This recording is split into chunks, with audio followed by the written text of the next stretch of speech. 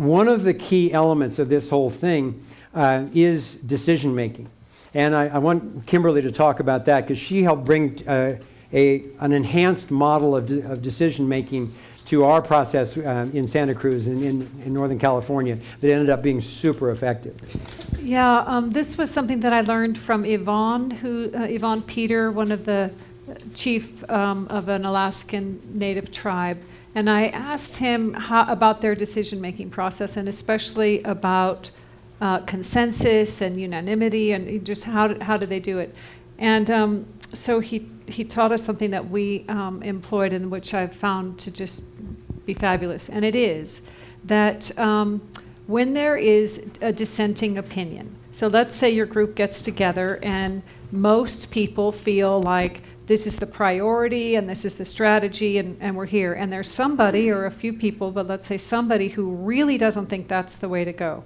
Rather than just being outvoted, you have to move ahead. And if most people feel like this is really the way to go, it's like, all right, then you're going to go that way. But that dissenting opinion stays on the table at every meeting. And you find out, again, you revisit it. Is that concern being mitigated for that person? And they're finding out that actually it turns out this larger decision seems to have been wise and the thing they were concerned about isn't happening? Or is the larger group finding out that the perspective that person had actually did need to be incorporated, and so they make the change? And so nobody is just overruled. The voices all stay in the room the whole time.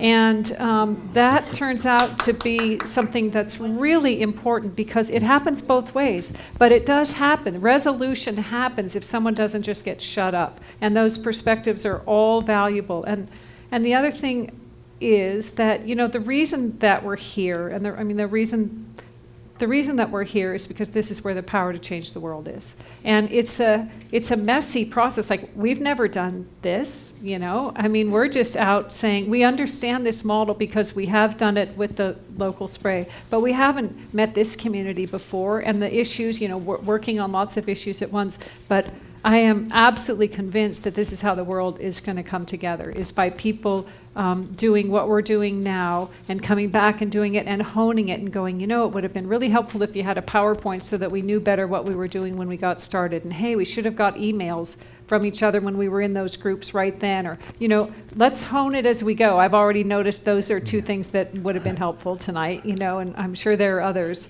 And so...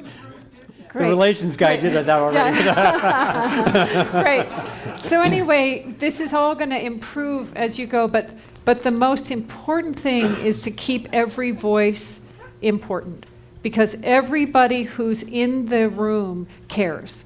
And it's all a matter of how to get to the same place that we envision. And we really need to learn from each other, and we really need to get past the little stuff that's divided us before. It's just we don't have the time to be on that level. And this is the imperative before us, I believe, is to just really call forth our best selves in bringing together the world that we envision. And let me add one piece to that also, which is, as Kimberly described, in our sector groups, we would go for unanimous decision.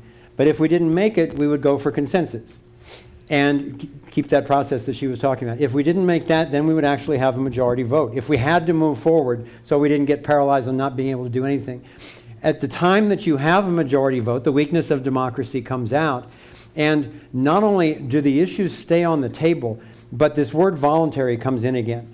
Because there's virtually always, at least one or two people in a group of almost any size who just really are autocrats, which means they like to work on their own.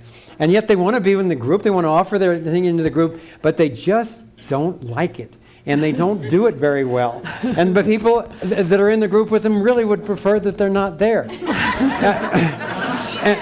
But if that's mutually agreed upon, it's brilliant. There were two of the people in the moth spray fiasco who were two of our most brilliant researchers, one in media and the other our leading scientists. Just could not tolerate being in a group, and it was mutual.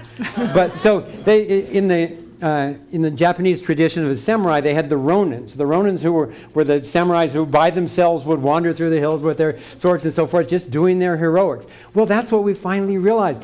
go do your thing. And anytime you want to come and report to the group or you need some, just do that. And it just unleashed this flood of creativity, because it turned out they weren't the only ones. Every sector had some potential for that type of thing. But that's what frees it up for everyone. The whole thing is voluntary. You don't have to be a part of that group. If it's not working for you, either don't be in the group or start your own.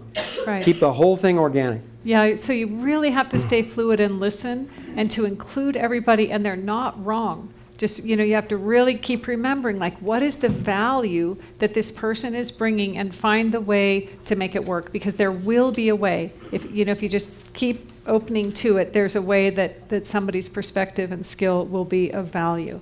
And this one guy, he was really a difficult character, and he did the best research on the health ramifications of this spray on animals. And it turned out to be the thing that informed some of the lawsuits that ended up getting this thing stopped. And if we had just said, oh, we don't really like him and he's so difficult and he can't get along in the group, we would have really not, instead of saying, this doesn't feel like it's working, and yet we really recognize that you are so smart and so capable, what can we do here?